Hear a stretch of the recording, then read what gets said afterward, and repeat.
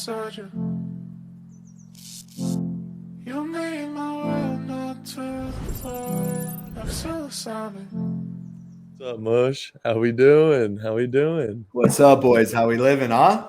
Dude, good. You're officially our second guest. Let's fucking go. I was just on the phone with Sandy. What's up, bro? Haven't met you yet. How we doing? No, I'm good, man. I'm Ethan. Nice to meet you. What's good, brother? I got a nephew named Ethan. Strong name. Nice. It's a strong name. It's a strong name.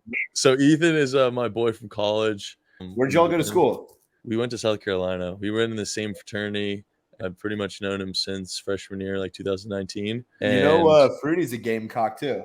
Dude, yeah. I met Chelly and Fruity, and we made crazy connections. We were at school together, and we know a ton of like mutual people too, but we never ran across each other, at least enough to like be like, hey, I remember you. And dude, y'all are the same age, or are you a little older? Me and Fruity are the same age, and then Chelly is 24, so he's 2 years younger.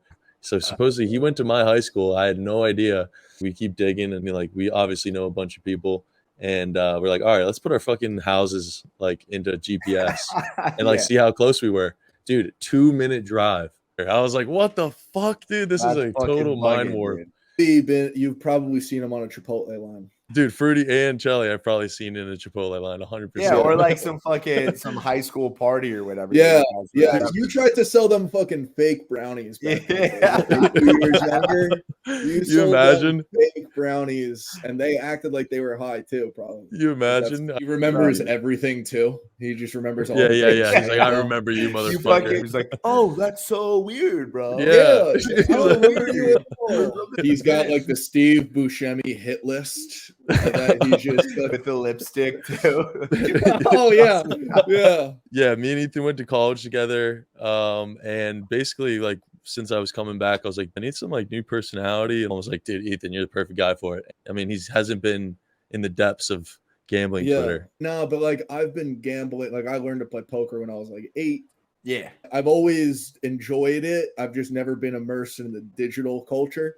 I remember in like 9th grade, I would be doing daily fantasy on FanDuel. My dad actually showed me that. And I just remember I was like, this is by far the coolest thing ever. That kind of opened me up into, oh, well, I kind of like Vikings -3 today. And it cascaded. College, there was definite nights where it was either, hey, Ethan, you're eating, 2 eggs, or you can maybe splurge a little bit, do the wing deal down the street if Isles money line hits. So there's nothing better than when you just ride a play with some of your friends, and then like that. You're what we call a social bettor. I'm a social bettor. Complete social bettor. If I had my Hinge profile, so it just gambling socially. Always was Gucci. How we doing? Yo, bro, take that fucking hat off, guy. Yo, should I put my Padres AAA hat on, Mush? You should, man. Did you see that DM I got, by the way? DM'd me at like 1 a.m. yesterday. He's like, yo, nice. Rockies +1.5, super sharp, like clown emoji. And I'm like, who gave you that pick? He's like, you a month ago, bro. That was a rat shit pick or something. Like, you gotta love a good vendetta though, or like, you gotta love that. Are you in the office right now, bud? Yeah, I had to come back to the fucking corp fucking HQ to get my mic. Jesus, I thought I was corp right now with the fucking Banana Republic jacket on. Faces for camera, Faces for camera. No shot, that was real. No shot, that was real. No way. Are you rolling? We're rolling. That's too fucking funny. There's no way, dude. Hey, way to kick things off here, bud. The premise of this shit is just to like get to know you guys on a more of a personal level, just outside of just talking about odds and totals and what player props we're on. Bro, I can't gamble. I'm up in Toronto, so I have to have a Canadian SIN. It's like basically a SIN number. It's the same as your social security. I don't have one, so I have to gamble on a fucking offshore. And we're partnered with FanDuel, and I can't even get grandfathered into the book. It's a crime. I imagine FanDuel just like horse and carriage and coming out and just. No, I'm picturing more of like a ruthless nature, like a There Will Be Blood type character, and just. I'm actually booking right now because I had Marlins first 5 just as an absolute shit play. That's such an instant gratification bet. I'm such a big first quarter like total guy. Yeah, or love it. you know what's the most dangerous thing of all time? DraftKings has their sportsbook does next basket, and I'm fully convinced myself where if I'm watching a game, I can hit the flow state where it's Pelicans versus fucking Suns on a Wednesday night. Oh, dude, Pelicans stop score 3. Boom, that's plus 380. I hit that. Before I know it, I'm down maybe 5 units by the end of the game. Don't want to go to work the next day at all. So we need to break down this photo of the two of you for sure. Oh yeah, boys. So let's hear Sandy's side of the story, and then we'll go Mush side of the story. There might be some contrasting opinions of how this happened. So This thing fucking rocks. So it's my best friend's girlfriend. It's a Vogue shot. Posting. Yeah, I mean, to be honest, it's the biggest day of the year in Del Mar. There's a racetrack legit 5 minutes from my house. The ponies are running Thursday through Sunday for like 3 months straight. I'm telling you guys, I go home just for that. I don't even go home to like see my family. I go home for the ponies on mid-July, like every single year. Get fitted up. Like I don't dress like that any time of the year except for that day. But Mush, obviously in the funnel downtown San Diego, I hit him up like, buddy, I'm coming home in 2 weeks. You're coming to this pregame and we're going to see the ponies. And let me tell you, did we ever go? I'm telling you, like champagne, you like mimosas. We got flavors. We got like 7 different juices. We got hard liquor. We got pretty much any booze you can imagine. And I was like, Mush, close shop. We're fucking going, buddy. We're going to drink. We call it Christmas in Del Mar. It's like the biggest day of the year by far. I'm talking like talent left, right, and center. Hopefully my girlfriend doesn't watch the show, but very, very good looking females rolling around in Del Mar on that day. We had a gonna make sure it gets to it. Don't worry. nice little clip there. But I told Mush, I'm like, edit. yeah, bring your best fit, man. I'm like, this year we're getting a little jazzy with it. Like I'm gonna wear like a stupid hat that I'll never wear again after this day. 100%. Get all white fit. Bring some cash. We're gambling. We're drinking. Having a day. I mean, dude, I was ready to rip the full seersucker suit. I told Mush what I was wearing. I showed him the fit. This dude shows up. Nastiest fucking button down I've ever seen. Shit has holes in it. This dude has half his We're shirt. talking Mush. Yeah, We're talking Mush. Like we're talking Mush. Nips for free. We're boys. talking Mush Nips here. for free. Let me get the one thing straight. Free the nip. No one else but Mush can rock this shirt. First of all, it was halfway unbuttoned, as you can see there. Holes all through it. I mean, the compliments were off the charts. I mean, this guy was just in his absolute bag. He was in his flow state, as Ethan would say. That gives off vibes of like, I'm going to take your money on Facebook Marketplace. Hey, me or the top hat? I think it was the quilt shirt that you were wearing quilt, where the nips are just popping out. You're like, Sure. I got this pop. Yeah. I trade couches is what I do. I trade Yeah, couches. it is super fun when you could have days like that. You call it like that little Christmas in the middle of the summer when you could kind of dress up like you're like the Idiot. person that, Idiot. yeah, dude, 100%. It's like a little bit of what you want to be because I rocked the full seersucker suit before at a Carolina Cup back in Yeah, college. we're familiar with You him. feel great, and it's amazing how then you start to become the outfit a little bit throughout the day. You wake up almost like, what the fuck? You're like, why don't I wear this more? Yeah, dude, Bro. it's uber Yeah. confident. Flow Uber state. confident. My favorite holiday is Halloween. So you give me one fucking excuse to dress up in any sort of costume. You don't half-ass it. You can't. I was a full adult Spider-Man one year in college, and I was just climbing on shit. I remember that. Like bro. I had the full like mask on, like the fake muscle suit and shit, and I'm just sprinting full speed, climbing on shit, awesome. and just Halloween. I agree. I think it's a top for me. I'm a Thanksgiving fan, Sure. and Thanksgiving's just my favorite, but it's not nearly as fun as Halloween. I was Austin Powers this last year. Didn't Perfect. break character. I will You can't. never not be Austin Powers for the rest of Halloween. It was the best Halloween I've ever had. Ethan, you remember I was like the South Carolina assistant coach with the fucking Oh my signs, the god, play that's signs. a great one. I threw like an That's a Xbox, great like you remember like the old Xbox headsets when it was just one earphone? Yeah. So it looked more so like, what they use on the sidelines, right? They don't go double eared up. So I rocked one of those and like a visor, and then I printed out like I had like the 100 emoji and then some funny pictures of my friends that we've like the classic photos, you could think of some in your college friend group. And I printed them out on that like 4x4 card. And I was just like rolling around with that. That's an all-time college Halloween costume. Yeah. Especially when so you can get easy. you and your boys that are all doing it with the signs. Oh, the group costumes go nuts. Yeah, I was like, zebra 10. Yeah, group costumes are great. What about you, Sandy? Sandy hates Halloween. I hate Halloween. You got the wrong guy, man. They do that in Canada. Yeah, I don't. Well, I grew up. Everyone said it's funny. You guys like I grew up in the state. I lived in San Diego my whole life. I went to school in Maine, played football, D3, D1 dreams, D3 reality. Man, that was my life. You need to see the Sandy Huddle tape, bro. Yeah, that shit. The high school tape goes better than the college for sure. Too much drinking and smoking in college, that's for sure. But he's looking like an Andrew Luck in his fucking high school tape. Yeah. I'm the most anti-Halloween guy. I'll go drink and booze up, but I don't get into Halloween. Maybe I'm just a spirit killer there, but people always give me shit. I've never been a Halloween guy. You're supposed to embrace spirits.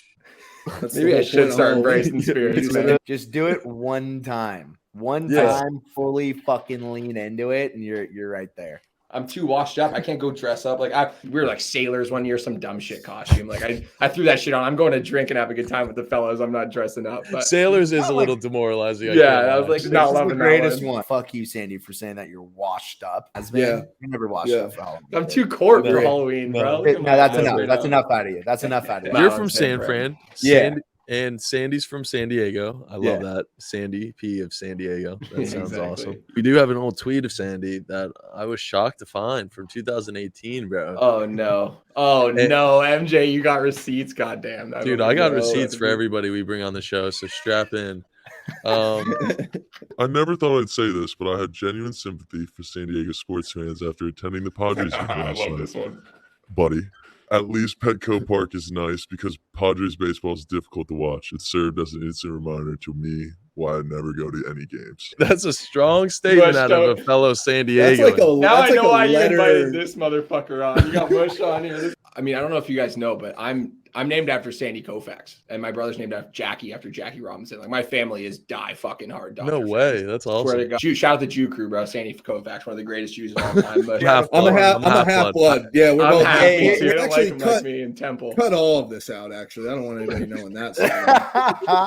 Jews and Italians are the same people. Italians just make way better food. Honestly, though, you give me like a good pastrami on rye, dude. Come on, but I mean, give me a meatball hero any day of the week over that. Yeah. But and then you get a Jewish Italian, and the world explodes. Oh, me.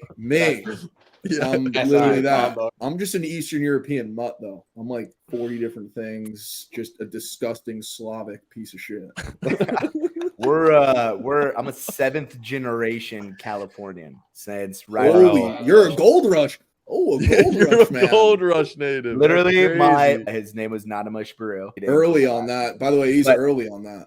100%. Early. They were betting horse race. He was a merchant. He was a merchant in the gold rush. His story is he's a very well-known American Jewish pioneer. Everyone was buying boxes of matzah for Passover one year. We got a call. We're like, hey, do you guys know yada yada? And they're like, yeah, that's our namesake. And it was like, oh, he's on the back of my matzah box. It was literally a picture of great-great-great-grandpa Mush and his whole life story all over the country for boxes of matzah. Man, you're of course you're getting iced out of those royalties too. Damn shame the community is not sticking together on that. Where's the matzah earnings at? Yeah. It's been okay. Dude, some levels of the generation were a little bit more responsible than others, but yeah, it was all right. Look at this dude drinking red wine. You're so cultured, Mush. I mean, this guy, you guys got to spend time with Mush. It's hard to explain Mush over camera. You got to really experience Mush. You know, he moved into my house for like 4 days. It was probably the best 4 days of my year. That weekend for Del Mar, I was staying with Sandy. And so that whole fit was signed off by Mrs. Sandy. It was like, Sandy hey, is it going to be this? Are we going to go with the bandana? It's so nice when you can just bounce ideas off of somebody with credibility, and you're not just in your own head concocting an awful piece of attire. You get a pretty girl to be hands off policy. It's a nice outfit. You're like, damn right, it's a nice outfit. Like, I always do this though when I'm like the race is a great example. Like with something wild event where you're just dressing like crazy. Every time my girlfriend says she hates my outfit, it's perfect. That's how I know. If she says I hate it, she hated the hat. She hated looking it. too hot. I love it even more. Yeah, I loved it. I knew it was perfect, so I repped it. She made me take it off though. She got my shit in line. She said no hat. I took that shit right off. Not trying to stir the pot too much. So Sandy, you kind of like just beat around the bush and didn't address the fact that you shit on the Padres. So let me get one thing straight. All right, Petco Park I don't know if you guys have been before I trash the Padres. Fantastic stadium. Probably, Love it. honestly, one of the best I've been to. I've heard PNC Park's great. Never been to Pittsburgh, but Padres right downtown. So much to do in that area. It's in a great spot. And the Facts. food there, like some of the best local restaurants. They got the best drinks. They got like local cocktails. They got the Cutwaters, Mush. I know you're on those. They got the margaritas, double strong. Like Dodger Stadium, for example, shithole compared to Petco. But I have the worst luck. Every time I step foot, boots on the ground in Petco Park, and I go to watch my Dodgers, they lose. I think I've been there like at least 10 times. They lose every time. The Padres have fucking blown for most of our life. Yes. So that's and I've that's a capitalized bad on that. Bush is like, you have to understand where I grew up. Like I was obviously born a Dodgers fan, no choice. Grew up in San Diego. Every single one of my best friends growing up, high school, elementary school, all Padres fans. They're not even our biggest rival because they're so shit. Like Giants have dominated the Dodgers back and forth with them more than the Padres. But I just hate the Padres. Like it's actually sad because I get more enjoyment out of watching them lose and be so shit than the Dodgers winning. That's when you know you're a true fan. That's very New York. Yeah. Yes. I feel like I'm a New Yorker, honestly. Which I love a lot. That's my hate for the Jets. My hate for the Jets burns like 1,000 suns. And So here's the thing. You want to talk about levels of class, right? Oh, here we go, man. Okay. Come on. So 7th generation Californian, 6th generation San Franciscan. I'm Giants all day. Never give a fuck about the Padres because they sucked. We never had any rivalry. It was like, you're gonna be bad, be bad. I'm not celebrating your losses. I don't care if the Padres win or lose. Now here's the deal. The Dodgers, on the other hand, when they lose, I celebrate that. But for the poor, low level, just trying to make it Padres, I want them to win. I keep receipts too much. AJ Preller should be on the hot for their GM. That guy, that guy's spending more money than fucking Steinbrenner up in New York. I mean, this is just stinks. He could buy a city with that payroll, man. Only 17 games back, I think. Now. My Pods by 2. Blake's down on the bump, 8Ks plus like that's 182. there's down on the nothing. People not hating a team is the most disrespectful thing that any fan could say about your team. Like if you're kind of forgotten about. As an Islanders fan, like when we started getting a little bit good my freshman year of college, I just remember people being like, oh, it's kind of nice that the Islanders are doing well. And these are from Caps fans. And I'm just sitting there blood boiling. I can't say a fucking thing. Like, you're just walking all over me, right? You're emasculating me right now. What the fuck? Like, hate me a little bit. Respect me enough to hate me. 100%. San Diego, I lived there for a little bit for like 3 weeks during COVID when it was just like, okay, you can kind of move wherever you want. I touched down in La Jolla for a bit. Holy brother. High society over here, huh? Holy shit, dude. I'm like, oh, dude, I'll spend an obscene amount on an Airbnb. I'll spend my entire salary on the Airbnb for 3 weeks. Bro, I'm shocked that you left, man. We had so many homies, especially during COVID, where it was like, I'm getting out of New York City. Downtown by Petco Park, it became Vegas.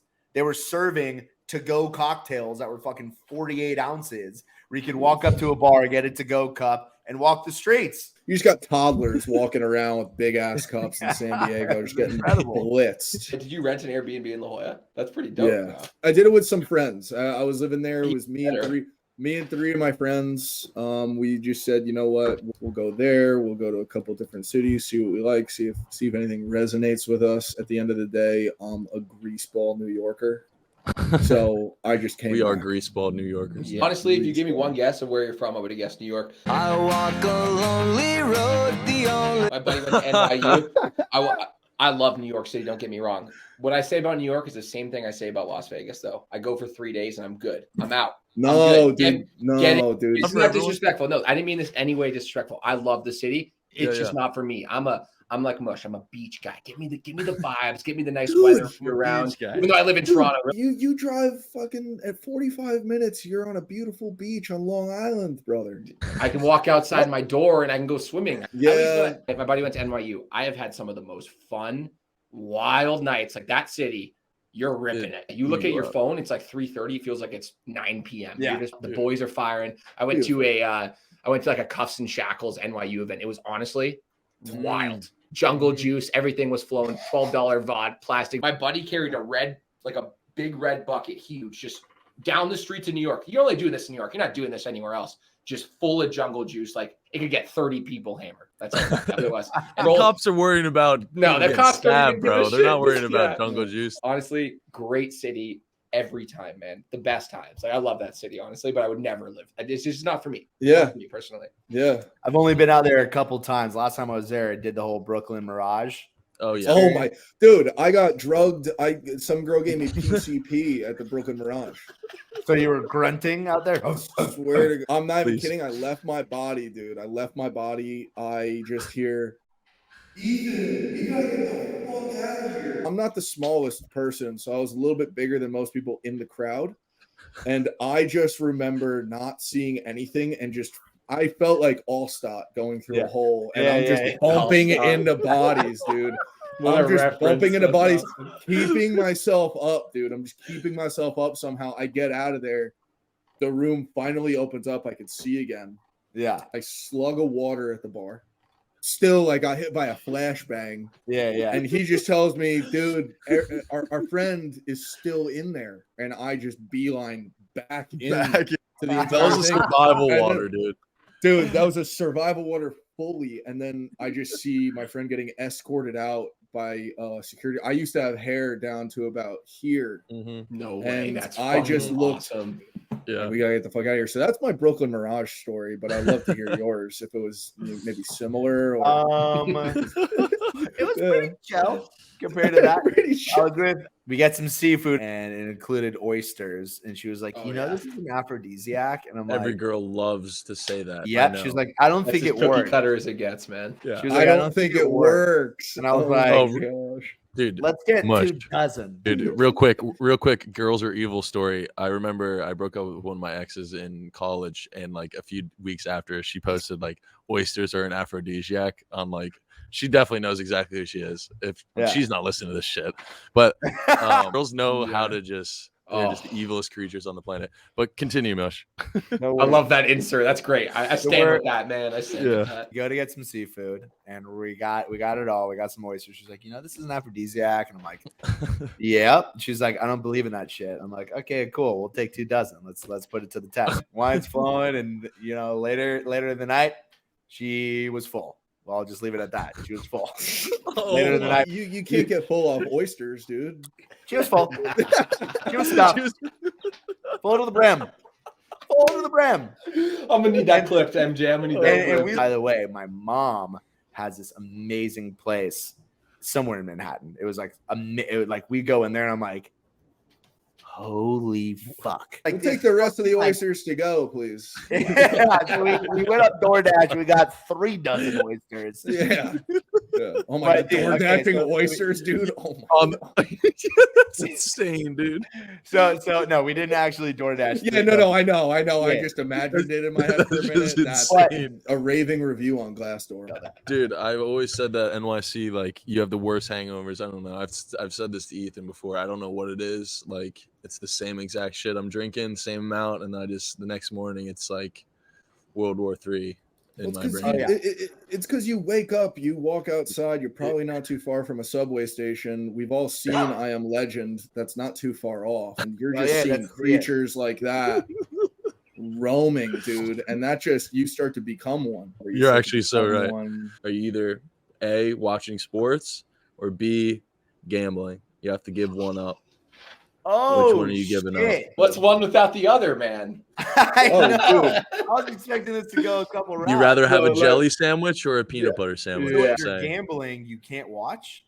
No, you throw the ESPN app up and you're like, oh, Curry hit the shot.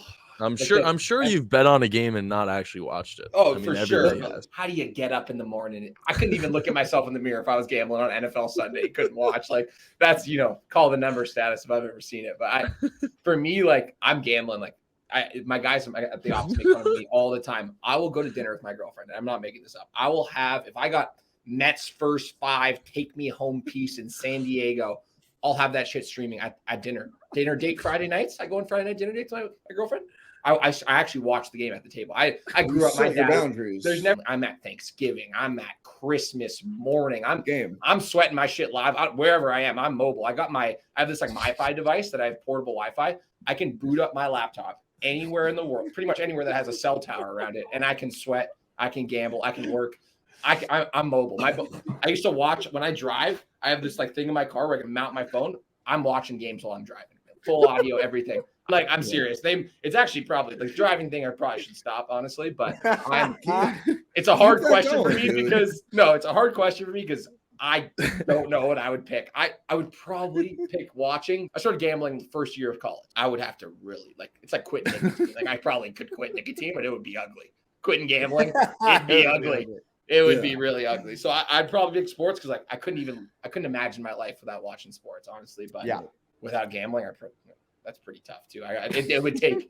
I'd probably have to sneak a couple of bets in, but if I actually couldn't do it, I pick sports. You sell your soul to the devil. You sell your soul to the devil in this hypothetical, and then all of a sudden you're just like in the bathroom thinking that like he can't see. You're just like, what about a Jamison Williams first touchdown today? I don't know. Yeah, fuck it. Put it in. Like he just comes in with a wrath.